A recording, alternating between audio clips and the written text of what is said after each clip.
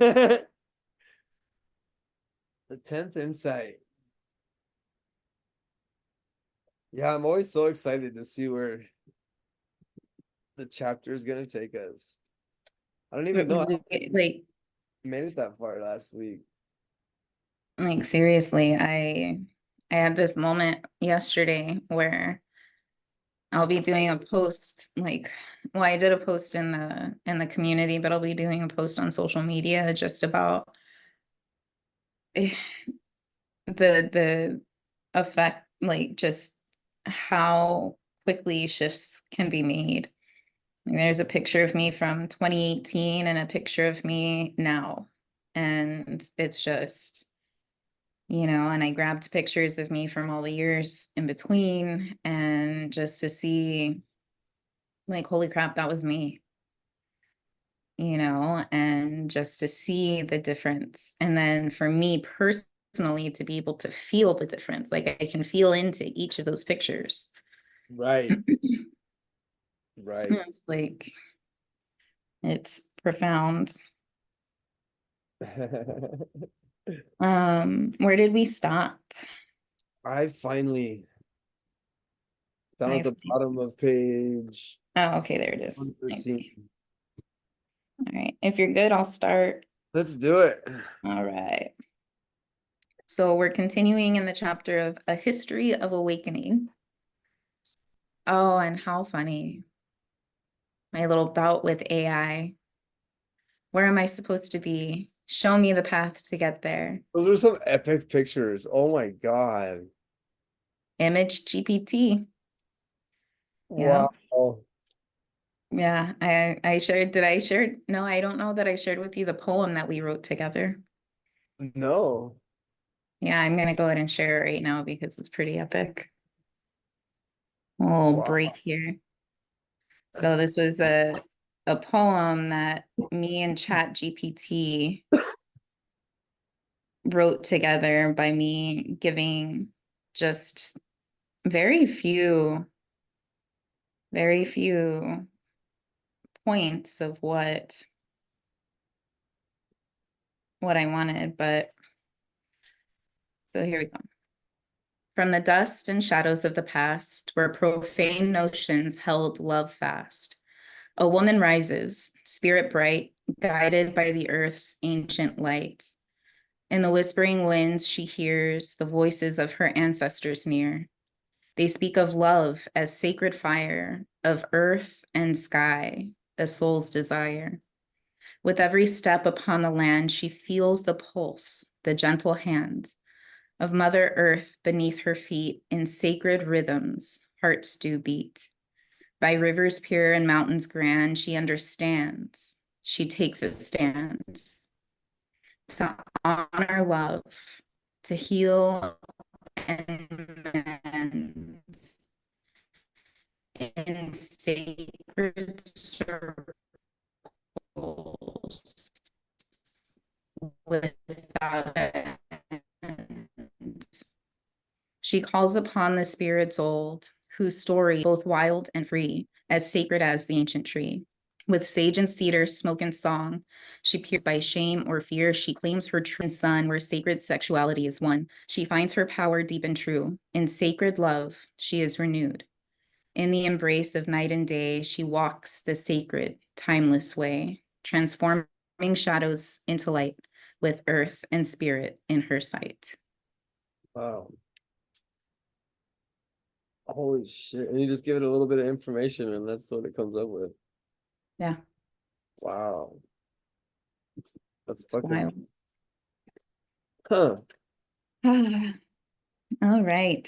So thanks for that little pause, little break. And again, heading into finishing the chapter called A History of Awakening. Oh, it's long. I'll be curious if we get through it. Yeah, Barely gonna finish this chapter. Like 12 pages. we got this. I finally understood.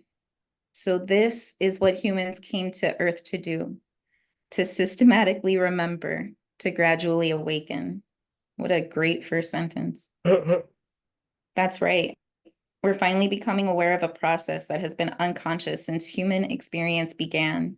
From the start, humans have perceived a birth vision, and then after birth have gone unconscious, aware of only the vaguest of intuitions. At first, in the early days of human history, the distance between what we intended and what we actually accomplished was very great. And then, over time, the distance has closed. Now we're on the verge of remembering everything. At that moment, I was drawn back into the knowledge of the soul group. In an instant, my awareness seemed to increase another level, and all that Will had said was confirmed.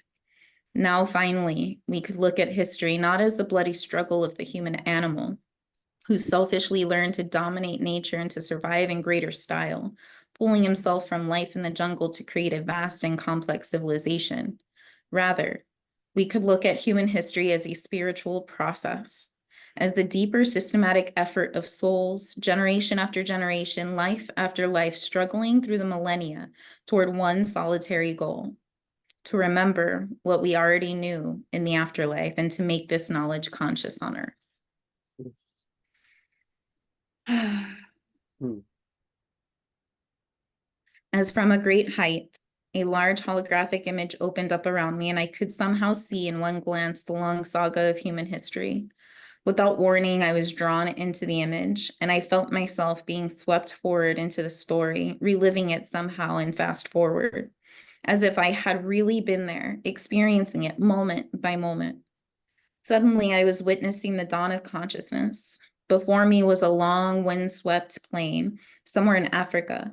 Movement caught my eye. A small group of humans, unclothed, was foraging in a field of berries. As I watched, I seemed to pick up on the consciousness of the period. Intimately connected to the rhythms and signals of the natural world, we humans lived and responded instinctively. The routines of daily life were oriented toward the challenges of the search for food and toward membership within our individual band. Levels of power flowed downward from one physically stronger, attuned individual, and within this hierarchy, we accepted our place in the same way we accepted the constant tragedies and difficulties of existence, without reflection. Ooh. As I watched, thousands of years passed by and countless generations lived and perished. Then, slowly, certain individuals began to grow restless with the routines they saw before them. When a child died in their arms, their consciousness expanded, and they began to ask why, and to wonder how it might be avoided in the future. These individuals were beginning to gain self-awareness, beginning to realize that they were here now, alive. They were able to step back from their automatic responses and glimpse the full scope of existence. Life, they knew, endured through cycles of the sun and moon and seasons. But as the dead around them attested, it also had an end. What was the purpose? Looking closely at these reflective individuals, I realized I could perceive their birth visions. They had come into the earthly dimension with the specific purpose of initiating humanity's first existential awakening. And even though I couldn't see its full scope, I knew that in the back of their minds was held the larger inspiration of the world vision. Before their birth, they were aware that humanity was embarking on a long journey that they could already see. But they also knew that progress along this journey would have to be earned, generation by generation. For as we awakened to pursue a higher destiny, we also lost the calm peace of unconsciousness. Ooh. Along with the exhilaration and freedom of knowing we were alive, came the fear and uncertainty of being alive without knowing why. Mm-hmm. Huh. The calm peace of unconsciousness. That is such an accurate description, Right. even though it's also paradoxically chaotic and violent.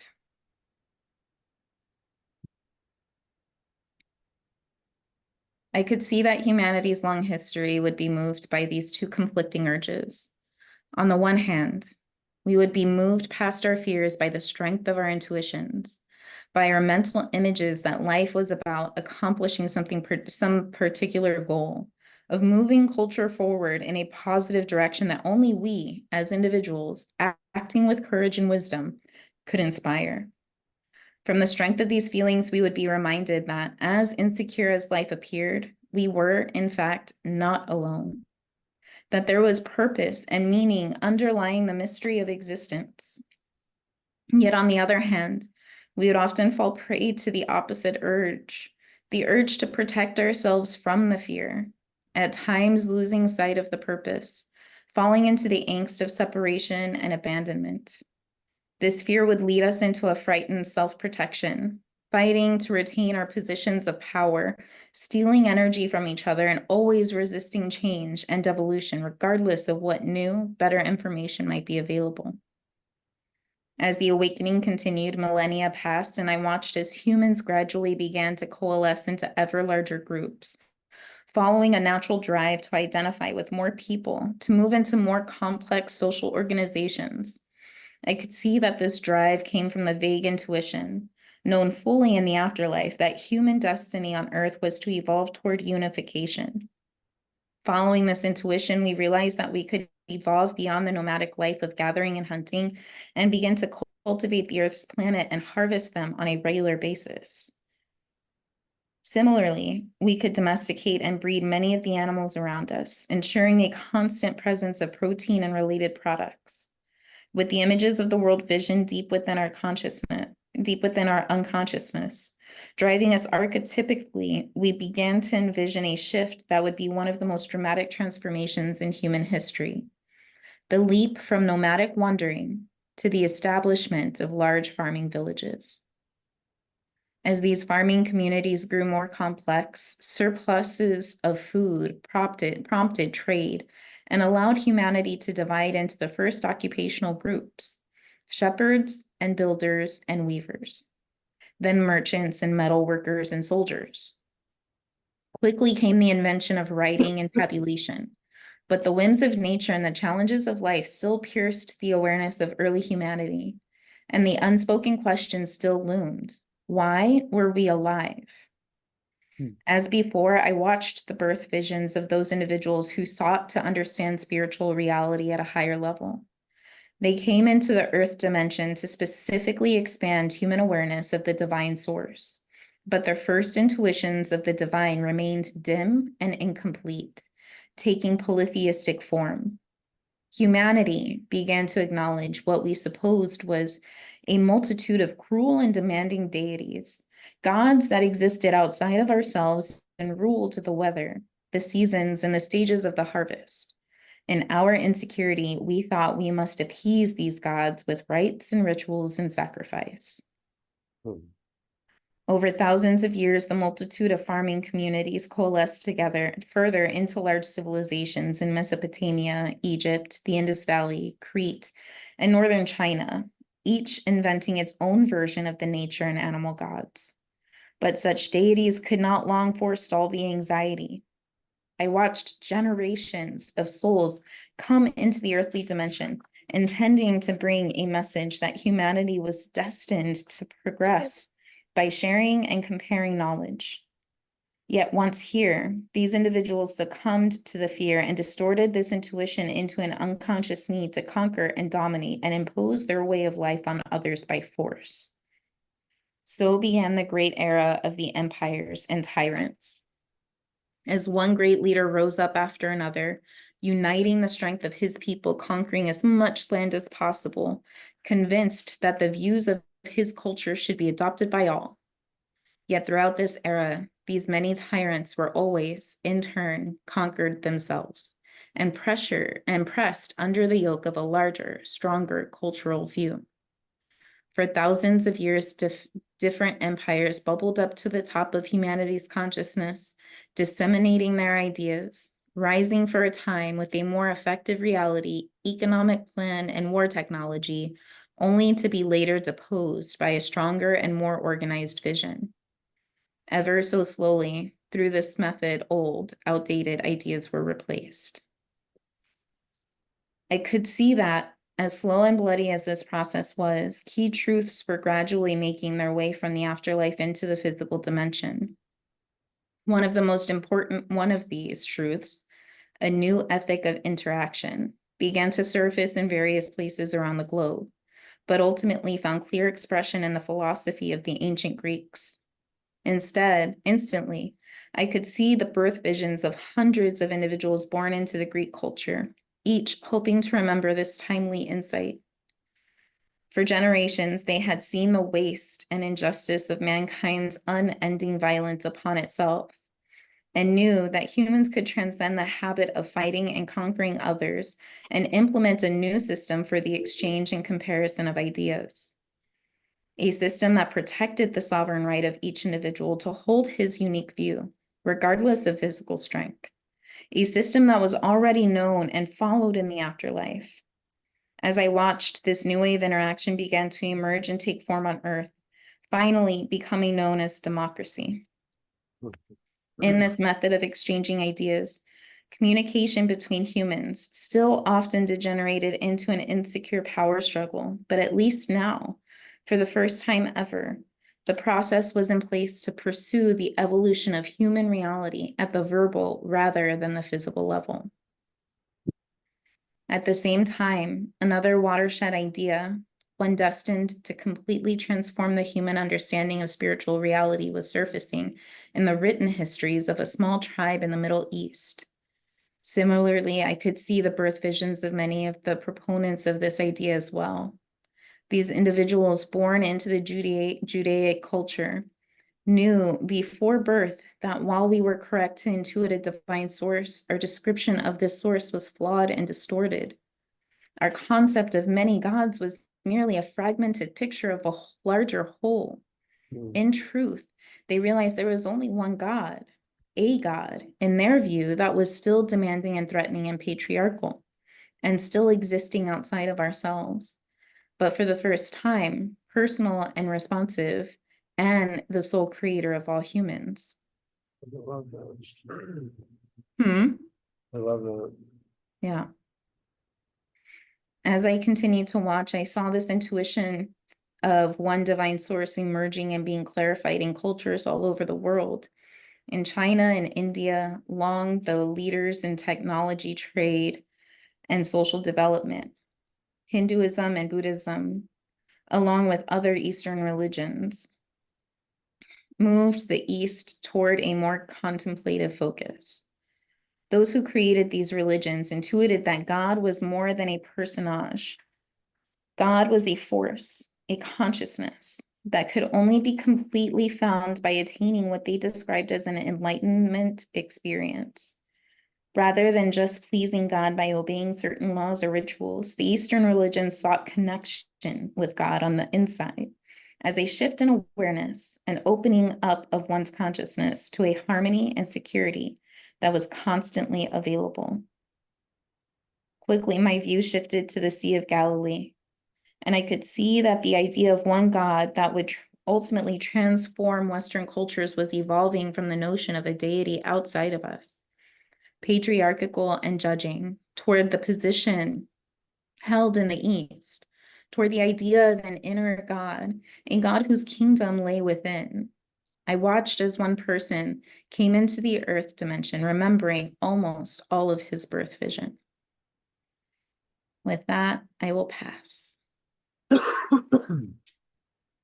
knew he was here to bring a new energy into the world, a new culture based on love. His message was this: the one God was a Holy Spirit, a divine energy whose existence could be felt and proven experientially. Coming into spiritual awareness meant more than rituals and sacrifices and public prayer. It involved a repentance of a deeper kind, a repentance that was an inner psychological shift based on the suspicion of the ego's addictions and transcendent letting go, which would ensure the truth fruits of the spiritual life, the true fruits of the spiritual life. As this message began to spread, I watched as one of the most influential of all empires, the Roman, embraced the new religion and spread the idea of the one inner God throughout much of Europe. Later, when the the barbarians struck from the north, dismembering the empire. The idea survived in the feudal organization of Christendom that followed. At this point, I saw again the appeals of the Gnostics, urging the church to focus more fully on the inner transformative experience, using Christ's life as an example of what each of us might achieve. I saw the church lapse into the fear, its leaders sensing a loss of control, building doctrine around the powerful hierarchy of the churchmen, who made themselves mediators, dispensers of the Spirit to the populace. Eventually, all texts related to Gnosticism were deemed blasphemous and excluded from the Bible. Even though many individuals came from the afterlife dimension, intending to broaden and democratize the new religion. It was a time of great fear, and efforts to reach out to the other cultures were distorted again into the need to dominate and control. Here I saw the secret sects of Franciscans again, who sought to include a reverence for nature and return to the inner experience of the divine. These individuals had come into the earth dimension, intuiting that the Gnostic contradiction would eventually be resolved, and were determined to perceive the old texts and manuscripts until that time. Again, I saw my ill-fated attempt to make information public too soon, and my untimely departure. Yet I could see clearly that a new era was unfolding in the West. The power of the church was being challenged by another social unit, the nation state. As more of the Earth's peoples were becoming conscious of each other, the era of the great empires was coming to a close.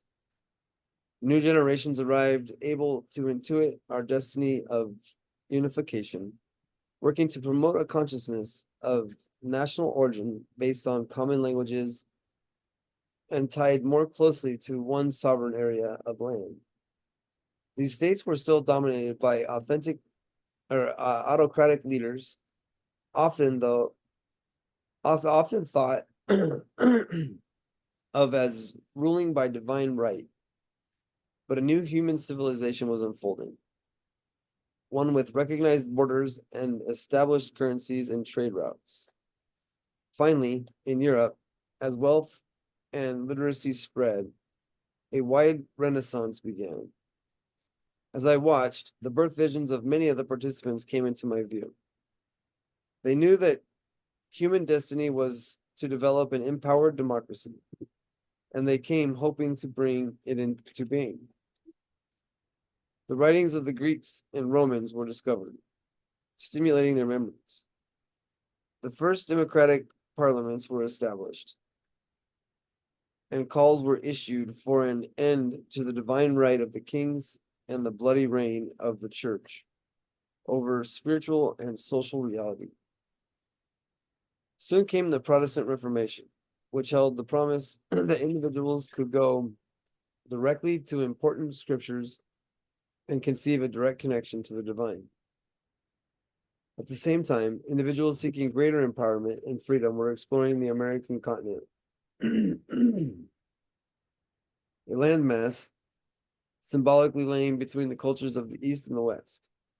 As I watched the birth visions of the Europeans and most inspired to enter this new world, I could see that they came knowing that this land was already inhabited, aware that communication and immigration should be undertaken only by invitation. Deep inside, they knew that the Americas were to be the road back for a Europe quickly losing its sense of sacred intimacy with the natural environment and moving toward a dangerous secularism. The American cultures, while not perfect, provided a model from which the European mentally could regain its roots. Yet again, because of the fear, these individuals were able to intuit only the drive to move to this land, sensing a new freedom and liberty of spirit, but bringing with them the need to dominate and conquer, to pursue their own security. The important truths of the nature of the native cultures were lost in the rush to exploit the region's vast natural resources. Meanwhile, in Europe, the Renaissance continued, and I began to see the full scope of the second insight. The power of the church to define reality was diminishing, and Europeans were feeling as though they were awakening to look at life anew. Through the courage of countless individuals, all inspired by their intuitive memories, the scientific method was embraced as a democratic process of exploring and coming to understand the world in which humans found themselves. This method, exploring some aspect of the natural world, drawing conclusions, then offering this view to others, was thought of as the conscious building process through which we would be able, finally, to understand mankind's real situation on this planet, including our own spiritual nature. But those in the church, enriched in fear, sought to squelch this new science. As political forces lined up on both sides, a compromise was reached. Science would be free to explore the outer material world, but must leave the spiritual phenomena to the dictates of the still influential churchmen. The entire inner world of experience, our higher perpetual states of beauty and love, intuitions, coincidences, interpersonal phenomena, even dreams, all were at first off limits to the new science. Oof. Despite these restrictions, science began to map out and describe the operation of the physical world, providing information rich in ways to increase trade and utilize natural resources. Human economic security increased, and slowly we began to lose our sense of mystery and our heartfelt questions about the purpose of life. We decided it was purposeful enough just to survive and build a better, more secure world for ourselves and our children. Gradually, we entered the consensus trance that denied the reality of death and created the illusion that the world was explained and ordinary and devoid of mystery. Fuck. What a, like, going back to that previous paragraph, the entire inner world of experience, all were at first off limits to the new science. Yeah. That's so interesting because, like, we've had this vision that science chose to not explore those steps. And the way this reads is that the spiritual leaders dictated that that was off limits. And that goes hand in hand with the, here's what we want you to do, but we're not going to, here's what you strive to be and do, but we're not going to tell you how to get there, because science is the telling of the path of how to get there, the system. And that merging that's happening now, where science and religion are finally becoming the same, is such, I mean, it fucking blows me away that it's spelling this shit out. Like, I'm not crazy, man. Like, it's here. Somebody else sees it too. Yeah, that's literally, those words are exactly what went through my mind the first time I read this book. I was like, oh my God, I am not insane. I am not crazy. I'm not This alone. isn't just me. There's other people that see the world this way. Right. And just really allowed me this solid foundation to continue walking in, of like, okay, this is a thing. I've had a nice little break for the literally last month or two, working side by side with Johnny. And this week, I'm back to we're working together, which has been beautiful. I love working with him, but he's such a news guy. And I didn't I I mean I had no clue where we were at. Like we're literally at war. I mean, Russia's in Florida. They're less than 20 miles off the coast of Florida with nuclear submarines threatening. They're building bases now. They're starting to load up Cuba with missiles. I mean, like we're at a place now where it's one button away from, I mean, existential crisis. Like, and just Well, so deep into the news and into what's going on in the world, and it blows me away every time I get next to him how fucked up this world is. I'm so in this my own journey and my own life and the spiritual growth and what you got going on and what's going on around me, and I'm not and paying that's why attention to what's it's going on. so important to do what we're doing. And I'm so grateful that I had the experience in the orgasmic oracle that I did of getting to that space of sovereignty and choosing first, learning and stepping into, and it's still a process of remembering, but that the work that we're doing, just because we don't see the impact, like this is no longer me choosing to turn a blind eye to what's going on in the world. This is no longer me choosing to not look over there. I'm doing everything that I can to support myself, to give myself the resources that I need to be able to hold this energetic frequency that I know is going to impact the world in ways that I'm not going to be able to see in this lifetime. Right. And to step into, right, like Brendan Burchard, it keeps coming back to me, like, it's not that we're afraid of failure. It's that we're afraid of being seen starting small. Mm-hmm.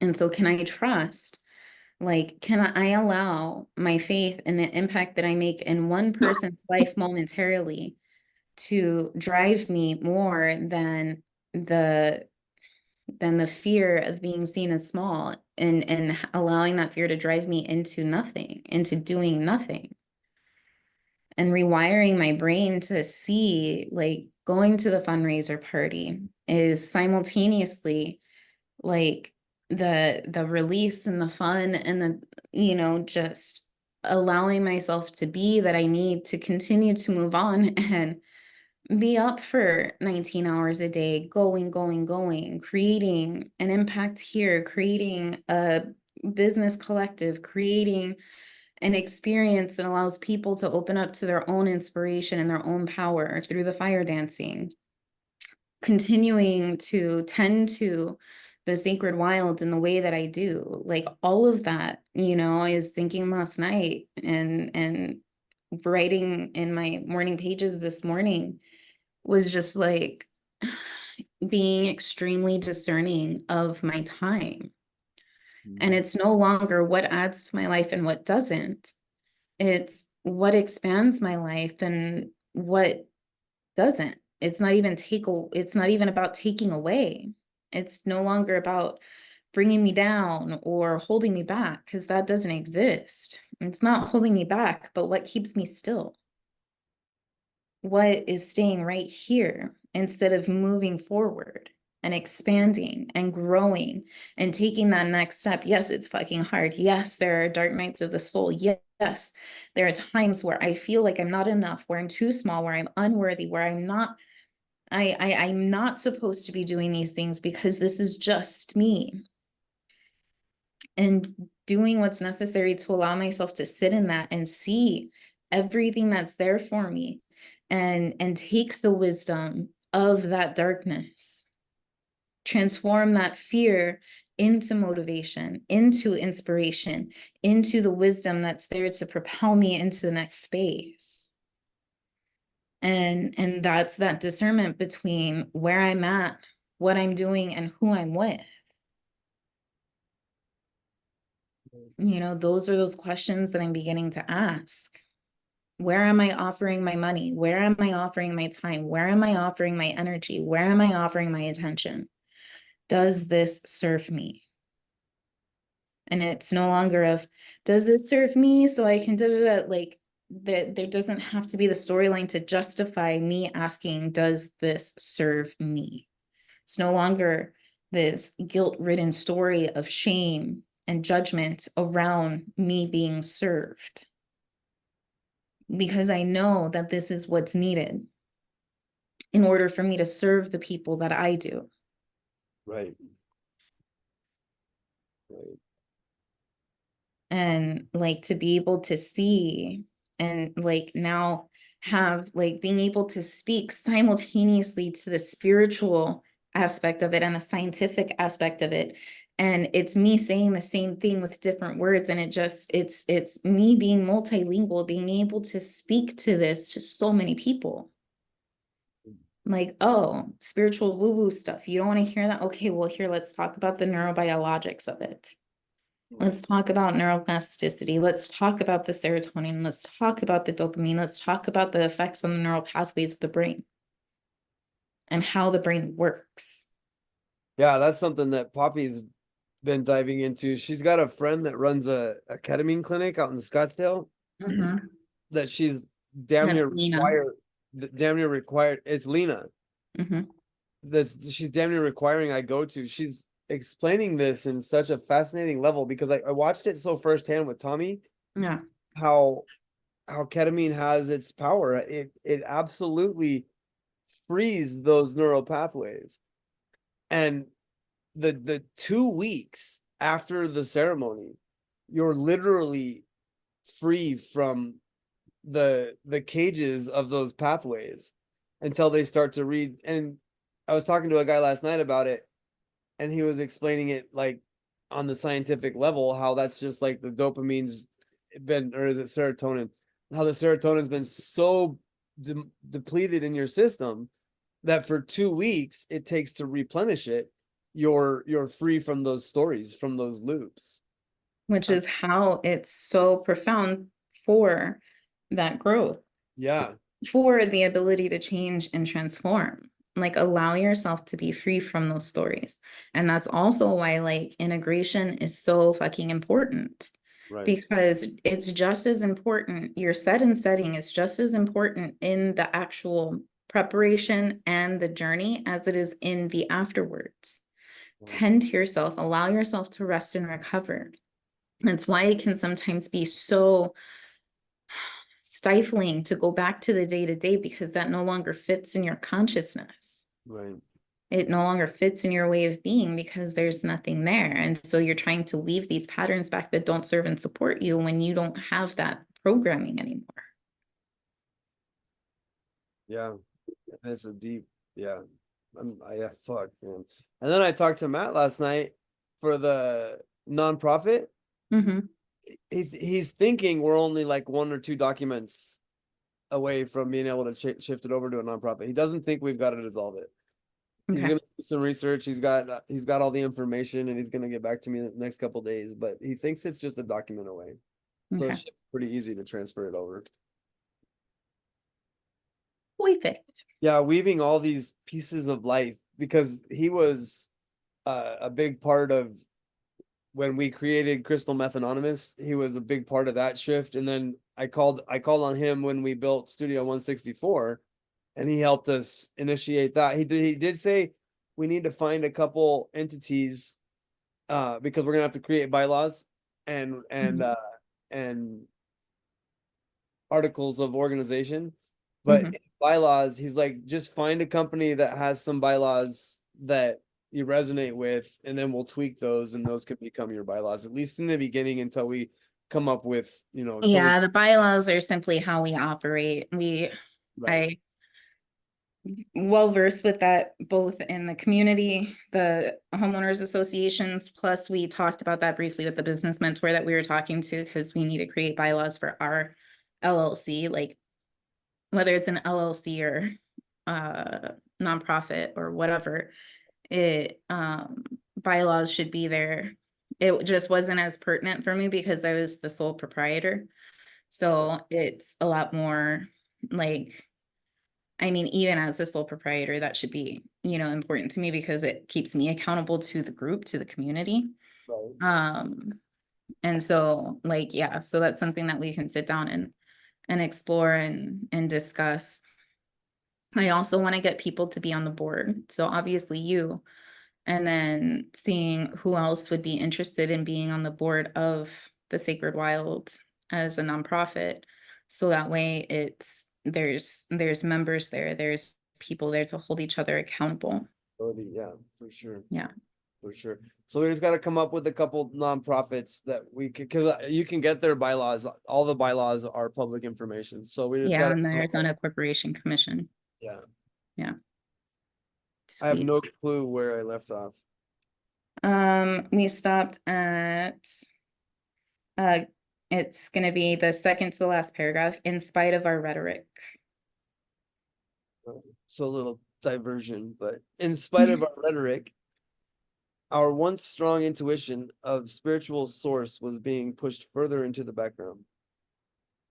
In this growing materialism, God could only be viewed as a distant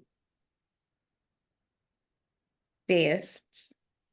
deist's God, Mhm.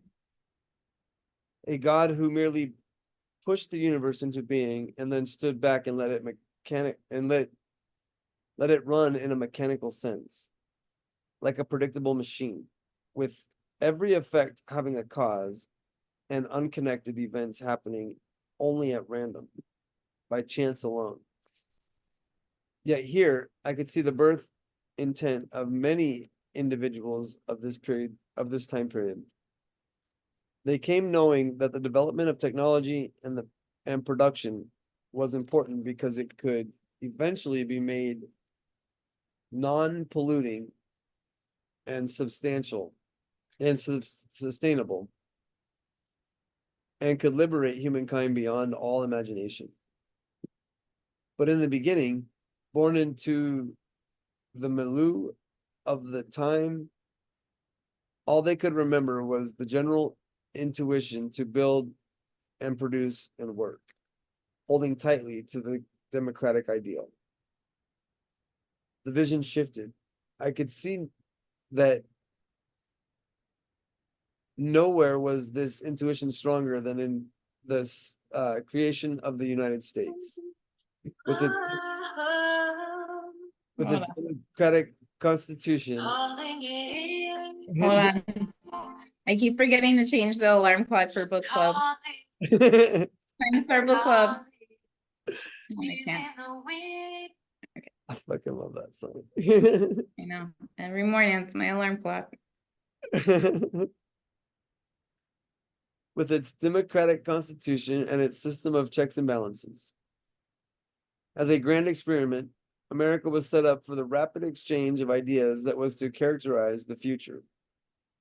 Yet below the surface, the messages of the Native Americans, the Native Africans, and other people who backed the American experiment was initiated, all cry out to be heard, to be integrated into the European mentality. Wow. By the 9th century, we were on the verge of the second great transformation of human culture, a transformation that would be built on the new energy sources of oil and steam, and finally electricity. The human economy had developed into a vast and complicated field of endeavor that supplied more products than ever before through an explosion of new technologies. In great numbers, people were moving from rural communities to great urban centers of production, shifting from life on the farm to involvement in the new specialized industrial revolution. At the time, most believed that democratically founded capitalism, unfettered by government regulation, was the desired method of human commerce.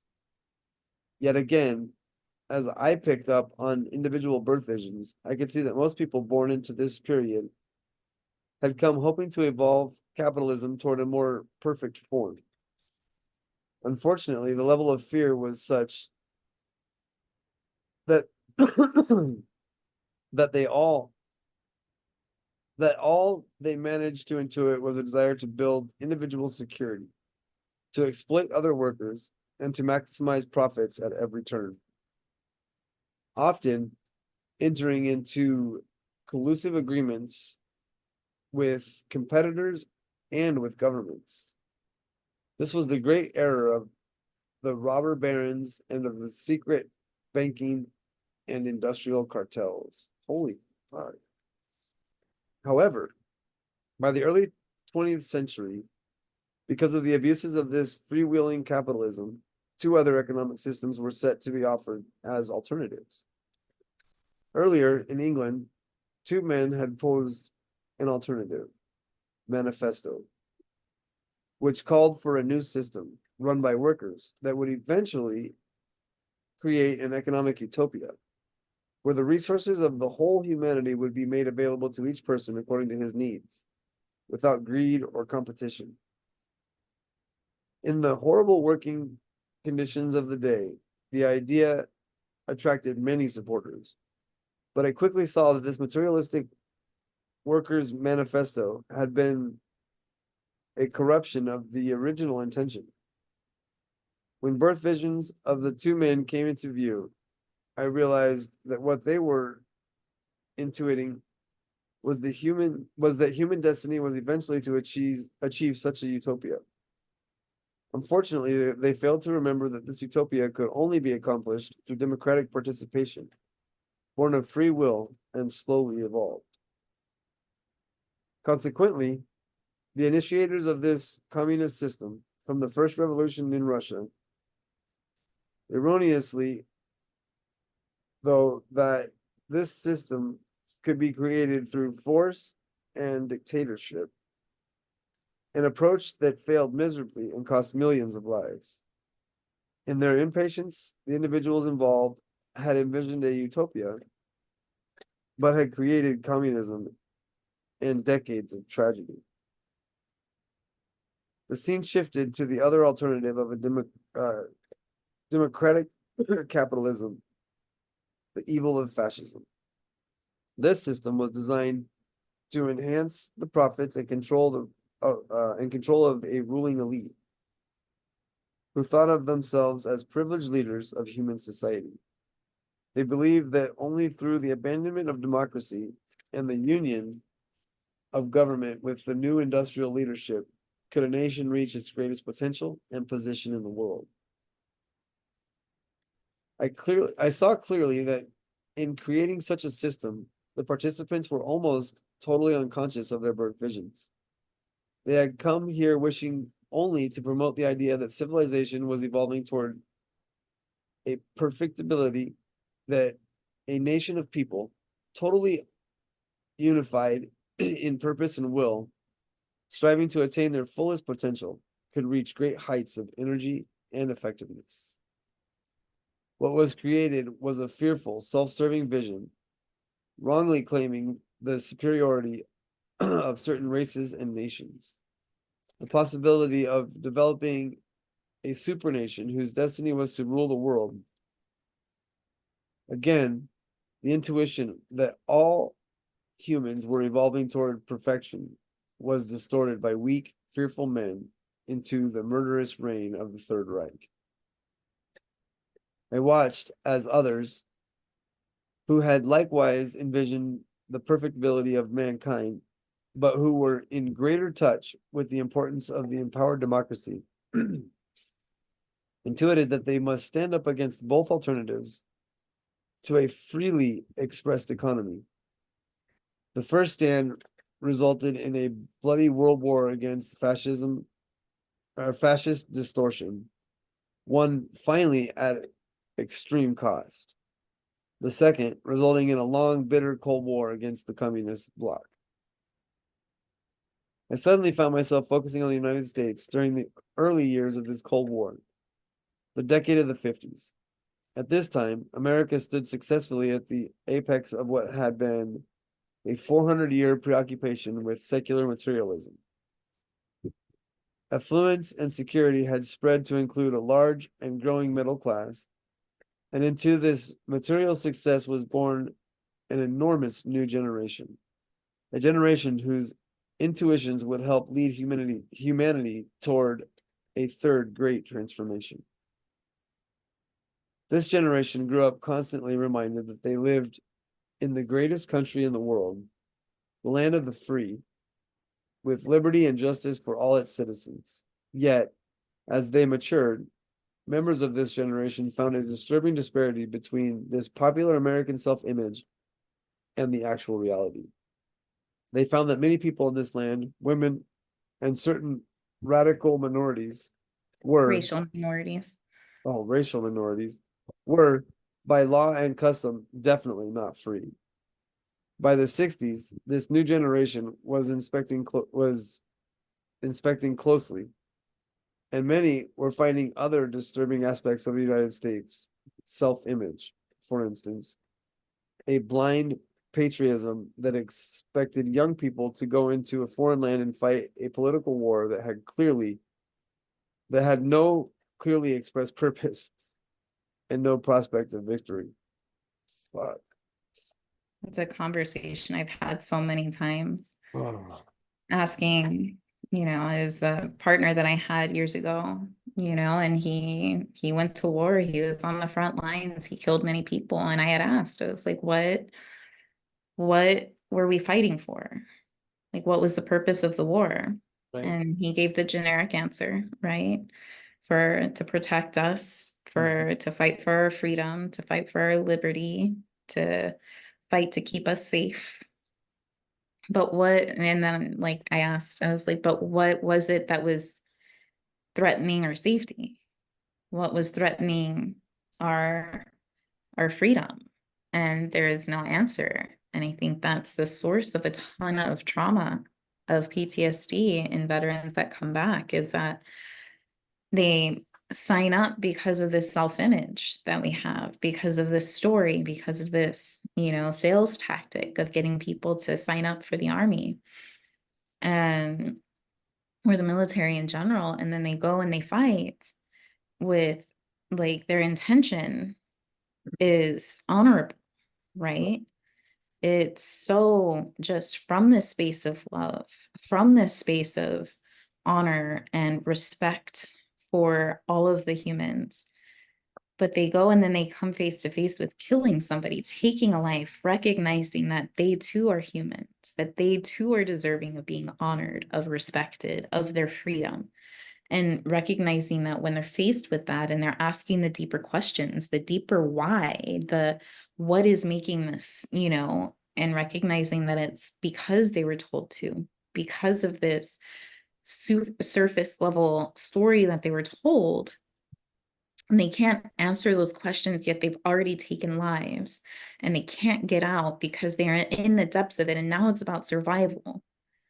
And they come back and there's no fucking support. Right. Because nobody wants to come to the real, like, come clean. Nobody has an answer to those questions. Or they do, and it's not anything that's going to help unless they're willing to take that type of accountability. Yet they're being either treated as nothing or treated as heroes.